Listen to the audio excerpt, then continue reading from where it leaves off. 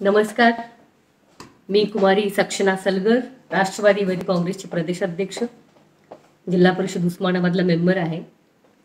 खरं तर माझा असं काही मानस नव्हता की मी काही बोलावं, परंतु जे काही वातावरण सध्या 2-4 दिवसात मी बघते, ज्या पद्धतीचं राजकीय जी ढवळाढवळ चाललेली आहे, भाजपाने म्हणजे कुठल्याही गरिमा, कुठल्याही नियमावली, कुठलाही संस्कार राजकीय पाळलेला दिसत नाही. आता ताजंच उदाहरण आहे, मी ताकाला जाऊन भांडं लपवणार नाही म्हणून तुम्हाला स्पष्ट बोलते. जे काही चाललंय सध्या, जे काही शब्दफेक चालू आहे त्याला शब्दफेक म्हणतात नाही, त्याला गाळ एकमेकांच्या अंगावरती गाळ फेकणं, चिखल फेक चालू आहे, त्याच्यावर मला बोलायचंय. माननीय आमदार जे भाजपाने त्यांना आमदार केलंय, गोपीचंद पडळकर, तुम्ही किती पक्ष बदलले ते तुमचं तुम्हालाच माहिती. म्हणजे सुरुवातीला कुठेतरी एका पक्षात होतात, त्या पक्षातून परत तुम्ही वंचितमध्ये गेलात. जिथं तुम्हाला संधी मिळते तिथं तुम्ही ती संधी साधूपणा करता. हे एकंदरीत तुमच्या राजकीय वाटचालीवरनं लक्षात येतं. जे वास्तव आहे तेच मी बोलते, काहीही खोटं बोलत नाही. हे रेकॉर्डेड आहे, लाईव्ह आहे, थेट आहे, थेटच बोलणारी मुलगी आहे, त्यामुळे हे थेट आहे. तुम्ही नीट ऐका. मला सांगा, तुम्ही पहिले भाजपामध्ये होतात, भाजपाकडून अगोदर तुम्ही भाजपाचं गुणगान गायलं, नंतर तुम्हाला संधी मिळाली. ती संधी मिळून माझ्या समाजाला, हो धनगर समाजाला, जो माझा समाज आहे, जो दऱ्याखोऱ्यातला आहे, जो खरा समाज आहे, जो चांगभलं म्हणतो, आधी तुमचं चांगलं उद्या मग आमचं चांगलं उद्या, अशा समाजाची मी मुलगी आहे. त्याचा मला प्रचंड अभिमान आहे. एखादा मळकं धोतरवाला, अंगावरती घोंगडी टाकलेला, पिवळा पटका बांधलेला माणूस दिसला मेंढ्या घेऊन, मी खाली उतरते, भेटते आणि त्याचा फोटो सुद्धा पोस्ट करते. मला अभिमान आहे त्याचा. जे आहे ते आहे, जे समोर आहे, हा सूर्य, हा जयद्रथ. मला सांगायचंय गोपीचंद पडळकरांना, तुम्हाला आमदारकी भाजपाने कशासाठी दिले, हा एक प्रश्न पडलेला आहे. मला असं वाटलं होतं, राजकीय विचार बाजूला, म्हणजे राजकीय विचार पद्धती बाजूला ठेवून, पक्ष बाजूला ठेवून, चला एका गरीब घरातला कोणीतरी मुलगा आमदार होतोय, चांगली गोष्ट आहे, त्याने तिकडे आमदार व्हावं. आता हा प्रश्न मांडतील. हे प्रश्न माननीय मोदी साहेब केंद्रामध्ये पंतप्रधान आहेत, मोदी साहेबांचं राज्य आहे, मेजॉरिटी आहे, 300+ तुमचे खासदार आहेत. त्यामुळे आता देवेंद्र फडणवीस साहेबांनी यांना पहिल्या कॅबिनेटमध्ये धनगर आरक्षण देऊ शकले नाहीत, म्हणून कदाचित पडळकरांना नेमलं असावं की आपण सगळे मिळून प्रयत्न करू. मला आश्चर्य वाटतंय, एका सुद्धा दिवशी माननीय फडणवीस साहेब असतील, तुमचे विरोधी पक्षनेते दरेकर साहेब असतील, गोपीचंद पडळकर असतील, दिल्लीला कधीच मला ही गँग दिसली नाही हो. कधी एक अक्षर धनगर आरक्षणावर काढत नाहीत आणि हे लोक नाही त्या गोष्टीच बोलतात. ठीक आहे, तुमचे माननीय शरद पवार साहेबांसोबत मतभेद असतील, अरे राजकारणात होत असतात.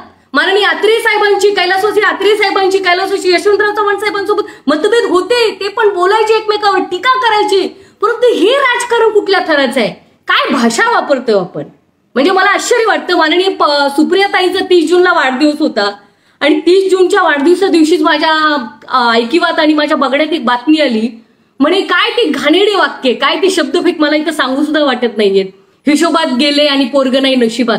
ह्या वाक्याचा काय अर्थ होतो जरा राजकीय विश्लेषकांनी मला सांगावं, समाजकारण्यांनी मला सांगावं. विधिमंडळामध्ये आजच्या घडीला असे लोक भाजप नियम म्हणजे नियमाने बसवतंय, अशा लोकांना विधिमंडळात संधी देते, जे आजकालच्या तरुणांचे डोके भडकवण्याचं काम करतात. तू रात गेली हिशोबात आणि पोरग नाही नशिबात, ही भाषा आहे एका विधिमंडळामध्ये, विधान परिषदेमध्ये असणाऱ्या आमदाराची भाषा आहे. महाराष्ट्राला संस्कृती आहे, पुरोगामी विचार आहे, तुम्ही अशी घाण भाषा बोलता. आणि पोरग नशिबात असण्याची गरज काय पवार साहेबांना किंवा महाराष्ट्राच्या कुठल्या तरी व्यक्तींना. मुलगी नशिबात आहे ना, ते असं संत तुकाराम म्हटले होते, पुत्र व्हावा ऐसा गुंडा ज्याचा त्रिलोकी झेंडा. मी नवीन म्हण तुम्हाला सांगते, माझ्या युवती तरुणी आहेत, पुत्री व्हावी ऐशी गुंडी जिचा त्रिलोकी झेंडा. मुलगीच घर की बेटी धन की पेटी असते. काय घाबरत नाही मी. कोणीतरी चेले चपाटी 4 पैसेवाली गँग आता काहीतरी बोलेल, घाणेरडे वक्तव्य करतील. अरे कर नाही तर डर कशाला, टाईट कॉलर करून महाराष्ट्रभर फिरतो आम्ही. ना कुणाच्या दावणीला बांधले गेलेली आहे, ना आमदारकीला मिळावी म्हणून आम्ही कुठले चुकीचे प्रचार केलेले आहेत, ना वंचित मधून इकडे उडी मारले, ना वंचित मधून किंवा कुठल्या नॅशनल पार्टीतून त्या इकडे उडी मारलेली. असल्या उडी मारायचे कार्यक्रम आम्ही करत नाही.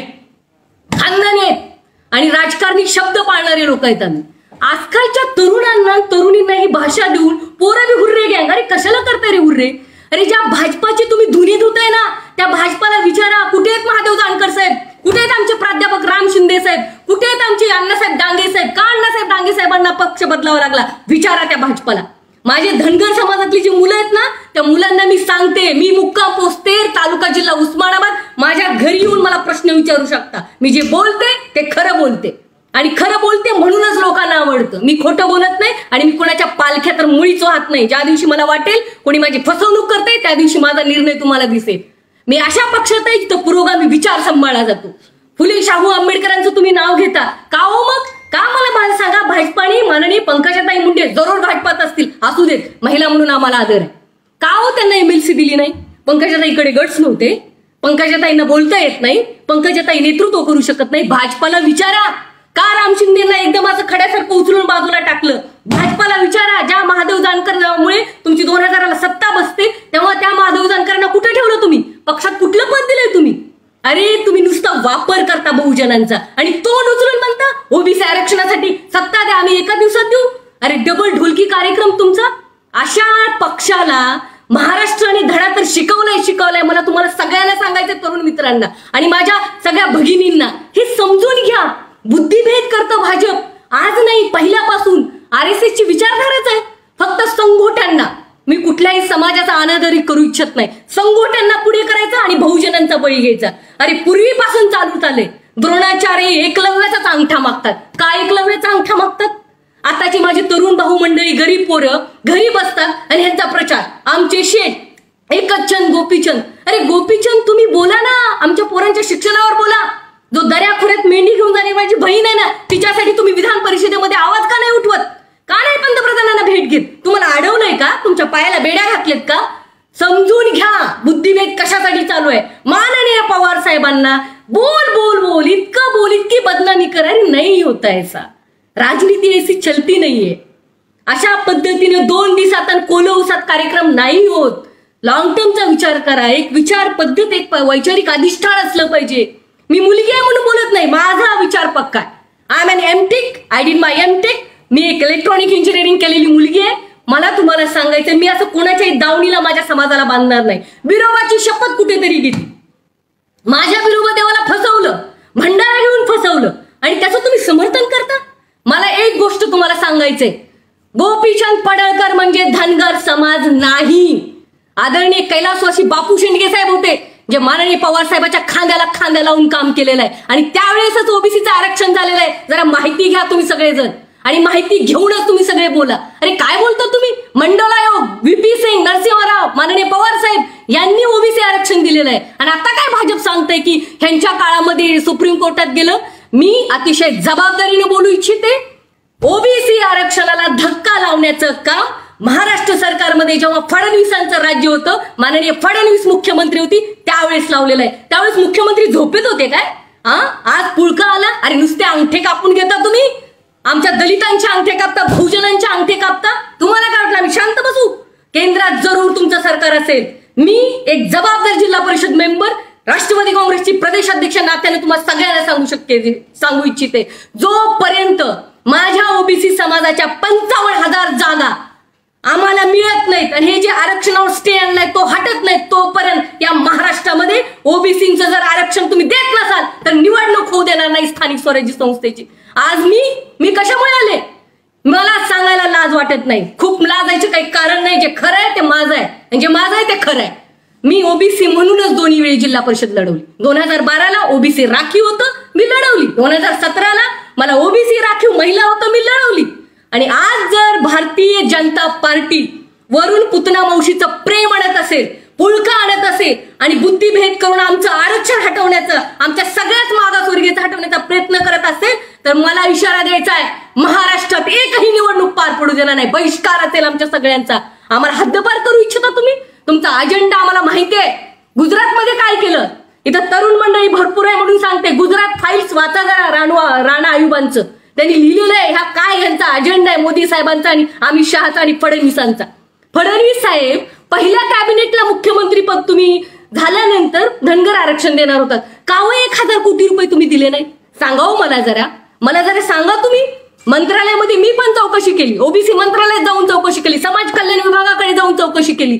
महाराष्ट्र शासनामध्ये जेव्हा शेवटचा महिना या सरकारचा फडणवीसांचा होता, त्या शेवटच्या महिन्यामध्ये सप्टेंबर-ऑक्टोबर मध्ये त्यांनी फक्त घोषणा केली की धनगर समाजाला 1,000 कोटी रुपये देऊ. 1 रुपया प्रत्यक्षात दिला नव्हता.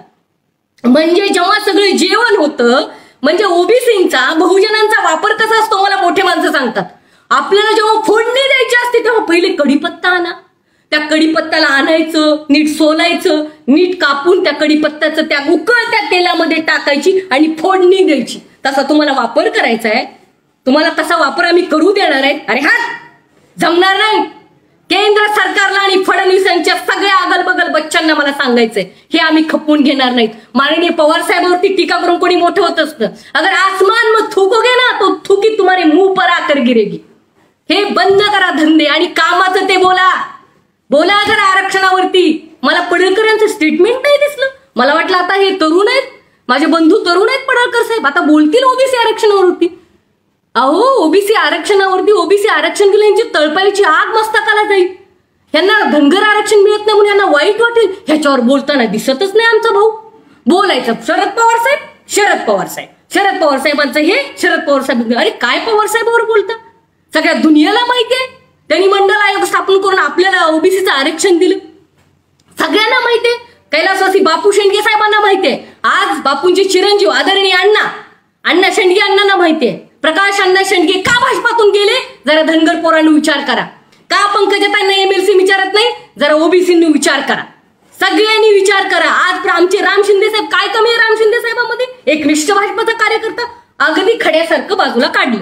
कशासाठी काढलं? विचार झाला पाहिजे. नकोय फक्त वापर करायचा. हो तुम लढो, कपडे संभाळने के लिए हम तैयार है, अभी ऐसा नहीं चलेगा, सब होशियार हो गए ये गैंग. म्हणून तुम्हाला सांगते, धनगर पोरांना सांगते, माझ्या भगिनींना सांगते, ह्याच्यात पडू नका रे. आरक्षण असेल तर जरूर पडा, मी पण पडेल.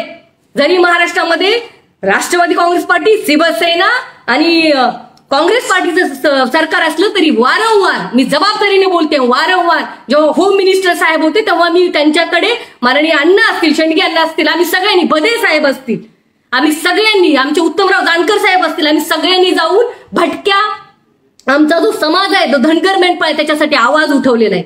तुम्ही जाऊन माहिती घेऊ शकता. असं अजिबात नाही की आम्ही आवाज उठवलेला नाहीये. हा पण आमचं दुर्दैव हे की आम्ही विधिमंडळात नाहीयेत, पण आहेत ना पडळकर साहेब विधिमंडळात. बोला ना जरा आरक्षणावरती. उस वक्त एकदम झीप लावून बसायचं, कोच नाही बोलले का. ज्या दिवशी तुम्हाला हे सांगतात म्हणजे ते भाजपाने ह्यांनाच काय रसद पुरवली नाही की तुम फक्त बोलते रहो. बाकीचे लोक का नाही बोलतो? 103 आमदार आहेत ना निवडून आलेले. भाजपाचे 103 आमदार का नाही बोलत? विधान परिषदेची तुमचे भाजपाचे आमदार का नाही बोलत? पडळकरांनाच का पुढे केले जातं? तर जातीयवाद वाढवणे, जातीयवाद करून, लोकांचा बुद्धिभेद करून, ह्याच्या विरोध ते वातावरण पेटवणे, त्याच्या विरोध ते पेटवणे. आता तो काळ राहिलेला नाही. सब सयाने हो गए. तुम्ही त्याचं टेन्शन घेऊ नका. माझा धनगर समाज हुशार आहे. म्हणूनच बारामतीमध्ये अख्ख्या महाराष्ट्राला, ऑल इंडिया नोज, बारामतीमध्ये धनगर समाजाची संख्या मोठी आहे. तरी पण त्यांनी अजितदादांना का निवडून दिलं? आणि तुम्हाला 30,000 का गुंडाळलं? त्याचा जरा पडळकरांनी विचार करायला पाहिजे. तिथं बारामतीमध्ये माझा धनगर समाज आहे. म्हणून मला सांगायचंय की माझा धनगर समाज आहे ना, ओरिजिनल आहे, सच्चा आहे आणि दिलदार आहे. आधी तुझं चांगलं आणि मग आमचं चांगलं म्हणणार आहे. त्यामुळे पडळकरांनी जे काही चक्रव्यूह रचलंय ना, त्यातच ते गुंतणार आहे. माझी विनंती आहे त्यांना, असं अगळ पगळ काही बोलू नका. त्या विधान परिषदेमध्ये आहात, त्याचा आब राखा. आरक्षणावरती बोला. बिलकुल तुम्ही ज्या दिवशी आरक्षणावरती बोलाल, ज्या दिवशी दिल्लीत जाल, त्या दिवशी आम्ही सुद्धा त्यांना, पंतप्रधानांना विचारायला येऊ की आरक्षण का होत नाही. कारण आरक्षण ही आमची गरज आहे. हेच मला सांगायचं होतं. आणि याच्यानंतर जर काही तुम्ही चुकीचं बोललात ना, सहन केलं जाणार नाही. कारण माझ्या समाजाची फसवणूक होते. बिचारा माझा समाज काम करतो, काबाड कष्ट करतो आणि तुम्हाला चांगलं म्हणतो. याचा अर्थ असं नाही तुमची 4-5 पोरं आहेत ना, ते सोडले तर तुम्हाला कोणी मानत नाही. मानत असतं ना, बारामतीमध्ये एवढे धनगर समाजाचे लोक होते, दिलं असतं निवडून. आणि कधीतरी प्रकाश अण्णांची भेट घ्या, कधीतरी उत्तम जानकर काकांना विचारा, कधीतरी आमच्या भदे साहेबांना विचारा. 2-3 वेळा आमदार राहिलेले आहेत, का ते राष्ट्रवादीत आहेत. भाजपाचे सगळे सोंग माहिती आहेत. आदरणीय अण्णासाहेब डांगे साहेबांना विचारा, का भाजप सोडलं? अरे छळ करतात, नुसता छळ करतात आणि कामापुरता कडीपत्त्यासारखा वापर करतात आणि टाकून देतात, म्हणून त्यांनी सोडली. एवढंच मला सांगायचंय. जय हिंद, जय महाराष्ट्र, जय मल्हार, जय अहिल्या, जय शिवराय, जय भीम, जय हिंद.